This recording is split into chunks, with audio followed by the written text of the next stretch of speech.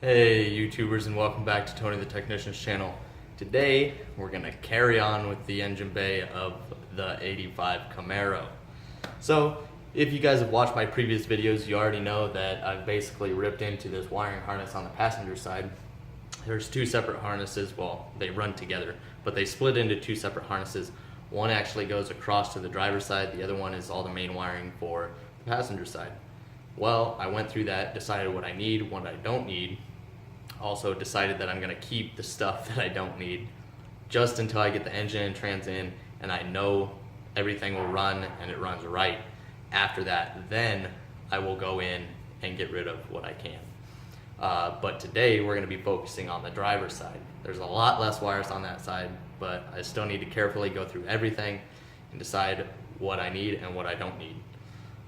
Then what I'll do is try and find a good spot to tuck the wires that I don't need, and then the wires that I do need, I want to get those as separated as possible and actually put the wire loom on them today possibly, and maybe route them to where they should go, like the fan, the alternator plug, all that good stuff. But first we got to get it all wrapped and then we'll decide where it goes. But first thing for today, let's dig into the driver's side wiring harness. So this is what we've got for the driver's side wiring harness. All the shrouding's taken off up to right here. And then you got the wires that run up here to the middle of the engine bay.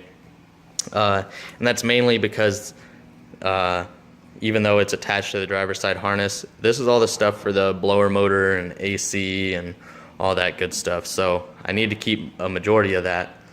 Some of it I won't use because, you know, I deleted my AC completely. I'm just waiting on my new housing to come in so I can really decide what I need to keep and what I don't need to keep. Then I just got the wires that are for my gauges and what else was it? Like, there was something else. Oh yeah, my fan, because I had that on a toggle because somebody butchered the wiring for that. But other than that, what do we have over here? We have just a simple ground wire. You got your starter wires. You got your coil wires. And that's the alternator. And I'm not sure what this is for. We're gonna have to figure that out. That is all the AC wiring. So let's dig into it. Okay guys, so I'm still working on this side over here. This is all the AC stuff, so obviously I don't need that. But there was something else I wanted to go over before I forgot to tell you. Now, even though I'm not necessarily using these wires, you guys might be, because you guys might not be doing the same type of install as me. So some of the wiring, you might notice that the wires are twisted. Well, that is done on purpose. So if you are reusing these and you're rewiring the engine bay, do not untwist these. They are meant to be like that. It's called a twisted pair, and it prevents interference, and there's a certain number of twists that have to be in this. So it's very important that you don't mess with these wires. Make sure if you see a twisted pair, don't mess with them. So I just wanted to quickly cover that before I forgot to tell you guys. But I'm still just focusing on getting this taken apart. So I'm gonna go ahead and keep working on it. So this didn't take very long because obviously there's not a lot of wires over here. And like I stated, I have to keep at least some of these connectors up here for the blower motor.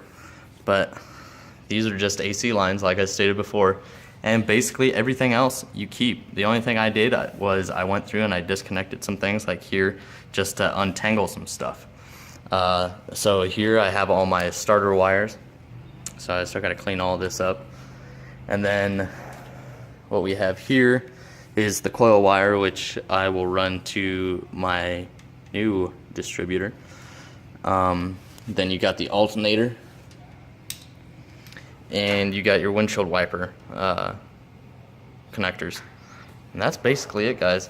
So now what I need to do is go through, clean these up, and make sure I got to get more of this off. And then I'm going to clean everything up, make sure nothing's tangled up, make sure the wires that I am going to use are free from the wires that I'm not going to use, and I can start putting the new nylon sleeving on them. So this side wasn't bad at all. It probably took me about 5 or 10 minutes. Also, another thing before I get too carried away is there were quite a few wires in here, mostly on the other side, that were spliced into quite a few times, and I thought I was going to have to resolder everything. But most of those wires are actually wires that I'm not going to be using, so I'm just going to wrap them up. But there are still a couple that I need to fix, like this, the plug for the alternator. Not only is the clip broken on it, but they just have this butt connector in here. So I'm gonna take this apart and resolder the wires and put some heat shrink on there. Make sure the wire is still good. Make sure there's not any corrosion in these wires that are spliced. Especially something as important as the alternator. So I need to go through all the wires first that I will be using and make sure that I replace all the butt connectors with heat shrink and soldering. Alright guys, so before I move on with wiring, doing more of the wiring in the Camaro, I want to go over soldering. Now, butt connectors and everything, those are okay for quick fix solutions, but if you're really doing something and you want to do it the right way and you want it to last a really long time, it's really preferred that you solder wires. It makes a better connection, it's stronger, and it'll last a lot longer. But some people just use the butt connectors because they're quicker, easier, and yeah. But something as important as the wiring harness, I really want to make sure everything's connected well, strong, and it will last forever. So I'm going to go over how to solder, but it's not going to be included in this video. I am going to resolder all the wires that I need to in the engine bay, but if you're doing a project like this and you want to learn how to solder, go ahead and check out another clip on my page on how to solder. I will go over the type of solder you need, the different types of soldering guns, soldering irons, how to actually solder the wires, what you need, and all that good stuff. So before we move on, go check out my other video if you're in the middle of this process as well. So I showed you what I need to solder on the driver's side. And for the passenger side, as far as I can tell, there isn't a whole lot. Everything seems to be in pretty good condition for its age. But this is the fan relay, and this is the connector for it. I don't know what the hell happened here, but almost every single wire is spliced into. I think it went bad, and they were trying to fix it by using a toggle, but they didn't know which wire to snip, so they were just constantly snipping wires. It's in really bad condition. You got this wire that's spliced into twice, and this is so close to the connector I can't even replace it. Then this is the actual wire for the fan. This is what will run, or actually, this connected here, and this is what actually controls the fan on and off. But I already have a wire ran for that, so you don't necessarily need this. But with this being in the current condition it is, I'm gonna have to order a new connector, and at least it'll come with enough wire that I can solder it back into the wiring harness the correct way instead of being butchered. So I'm about ready to order that now. It runs anywhere from 10 to 20 bucks, so I'm just gonna go ahead and do that. But other than that, all the other wires that I will be using seem to be in good condition. All the other ones that are connected like that are in the pile of do not use. Thank goodness. I have these wires here that are the power distribution block, the fuel pump fuse, and the fan. And that's basically all that's going to run down this passenger side, because this other passenger side wiring harness actually all goes to the driver's side. So I can't necessarily run Loom on these yet because I still need to replace this connector completely and then figure out how to run these all together and then split off with smaller wire Loom where I need. So I gotta wait for that connector to come in before I can start on that. But as far as this, I'm gonna go ahead and run it in this wire Loom. I'm gonna run it underneath here and tuck it up underneath this lip all the way down. And basically what I did was I zip tied the ends, because one of the wires goes into this harness, the other one goes into this harness, so I zip tied them as close as possible so I can start the new loom right here and run it all the way where they need to go. But first I got to bring these back, get them underneath this panel right here, and then we'll get started. Like I said, these are the wires I'm running. So what I've done so far is just ran some electrical tape around it and actually split off, because this wire needs to go to the fan, so it needs to go further than what the other half of the wiring harness does.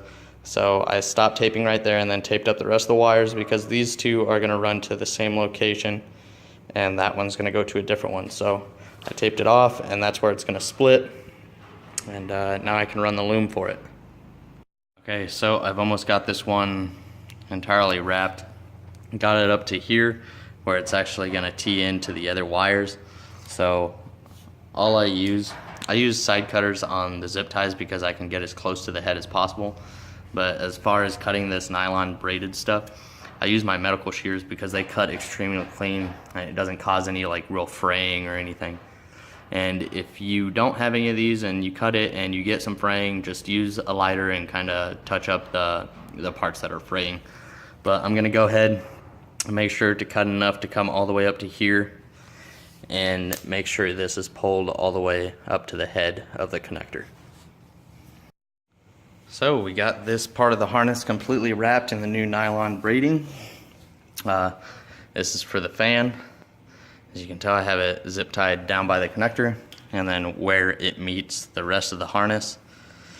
And I used two different sizes. When doing the single connectors, I used a smaller gauge, and then when they all came together at the power block and here, I ran a bigger nylon braid sleeve all the way down into the hole. So everything's covered except for these, which I will cover up once I get it mounted, and because there's going to be other wires and stuff going on here and I might have to take them off, and it's a pretty small wire to put that nylon braiding on, so I might not even have to, because the way it sits, it shouldn't even show inside of the vehicle. So I made sure after I put the nylon braiding on to re-tape and name everything. So this is the fuel pump fuse, the fan, and the power distribution block. And that's it for the passenger side. The only other thing that will run on this side is the power for my LEDs in my headlights. So I'll run that in a separate loom though, and just tuck it with this one. It shouldn't look any different. So okay, so I have it ran through this part right here, but before I finish putting the power distribution block actually back on the body, I'm going to go ahead and put these battery cables and starter cables and everything back in, because one of the cables actually goes to the power distribution block, and if I put that in, the block in, before this, then it's going to be kind of a pain in the ass to put that on the power block. So I'm going to go ahead and install that, which these two clips just mount right there and they get bolted in. So I'm going to go ahead and put that in, and then we'll get it all set up. Okay, so got it mounted. That wire goes to the starter. This one is just an engine ground. This one is the alternator. The only crappy part about this is, since I'm going from V6 to V8, the V6 alternator used to sit over here. The V8 sits on that side. So I will have to cut this off and solder in more and kind of run it to the other side. But that's not a huge deal. What I'm going to do now is take this from the negative side and ground it up underneath on that bolt, and then these two wires both go to the power distribution block. This one is for the main battery, which feeds the block, and then this actually goes to the alternator, and that's where it gets power. So it runs right here. So I'm gonna connect those to the power distribution block, and then we'll get this wiring harness put in as well. Guys, so we got that part of the wiring harness in. I just had this ran over here. This is for the fan, so it'll go directly in the middle. But you can barely even tell that the wire shroud is there. It's ran up underneath the lip. The only part that sticks out is really this right here, and that's because of the fender well. Other than that, it's all completely hidden up until where it actually comes out to do its job. Here's the power block. It'll look better once I remove all this blue tape.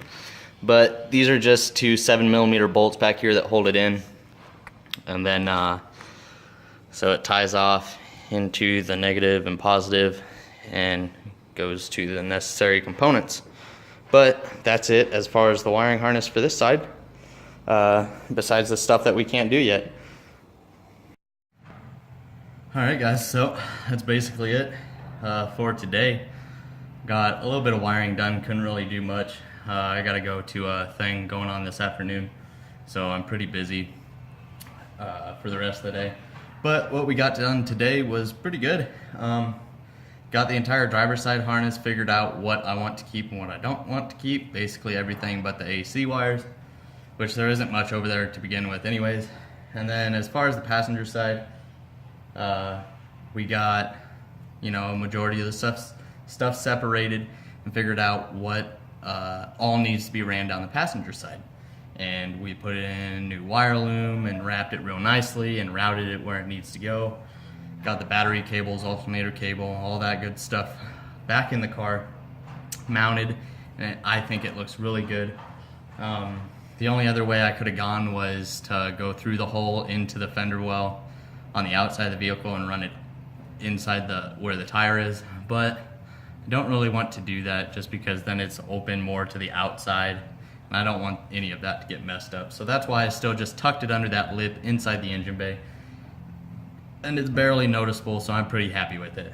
Now, we still have to do the big portion of the passenger side wiring harness that flops over onto the driver's side, but we gotta wait for that connector so I can solder that. So my next video will probably be doing the driver's side and taking care of that, so when that connector comes in, the only thing I have left to do is run that wiring harness after soldering it, and then we're ready. Not sure yet what I'm gonna do with the stuff I'm not using. I mean, I know I'm gonna keep it, but I don't want it just laying around everywhere because it looks crappy. But I'll figure that out at another time. I hope you guys enjoyed this video. If you did, hit that thumbs up. Comment if you have any questions or concerns or suggestions or anything. I love communicating with you guys. And if you're not a subscriber, please subscribe. Thank you guys once again for watching, and I'll see you guys next time.